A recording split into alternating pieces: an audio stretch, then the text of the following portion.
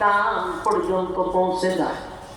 হযরত ওমর পড়তেছে ইস্তাগফির লাহুম আও লা তাস্তাগফির লাহুম ইন তাস্তাগফির লাহুম 70 মাররাতান ফালান ইয়াগফিরাল্লাহু লাহুম যালিকা বিআন্নাহুম কাফারু বিল্লাহি ওয়া রাসূলিহি ওয়াল্লাহু লা ইয়াহদিল কওমাল ফাসিকিন।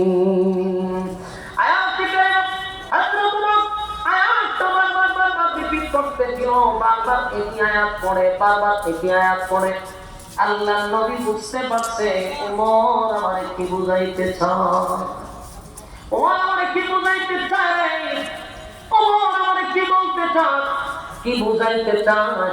হাবিবের কিবরিয়া হযরত ওমরকে লক্ষ্য করে বলে, ওমর এই আয়াতটা তুমি বারবার কেন রিপিট করো, এই আয়াত তুমি বারবার কেন রিপিট করো? ওমর কয়, হুজুর আপনি আয়াতের দিকে লক্ষ্য করেন। কথা কি বুঝতেছেন? এই বাচ্চাগুলো বলেন কথা বলতে আলাদা করেন, বাচ্চারা শুরু করছেন আলাদা করেন, তিনটা আলাদা করেন। হযরত ওমর বারবার কি করতেছে? একে আয়াত করতেছে। আল্লাহ নবী আবার বুঝতে পারছেন ওমর আমরা কি বুঝাইতেছে। নবী ডাক দিয়ে বলল,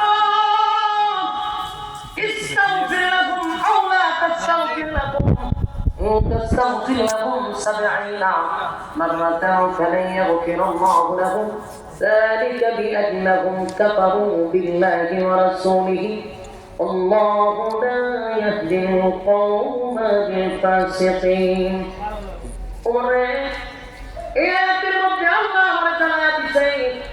মুনাফিকের জন্য যদি আমি 70 বার দোয়া করি, আমি নবী হইয়া যদি 70 বার মুনাফিকের জন্য দোয়া করি, আমার মালিক আমার দোয়া কবুল করবে না। কি বুঝলেন? মুনাফিক কত নিকৃষ্ট কিছু বুঝাচ্ছে।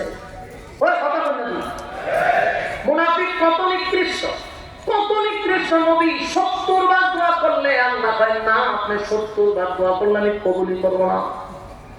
বুঝেন মুনাফিক কত নিকৃষ্ট।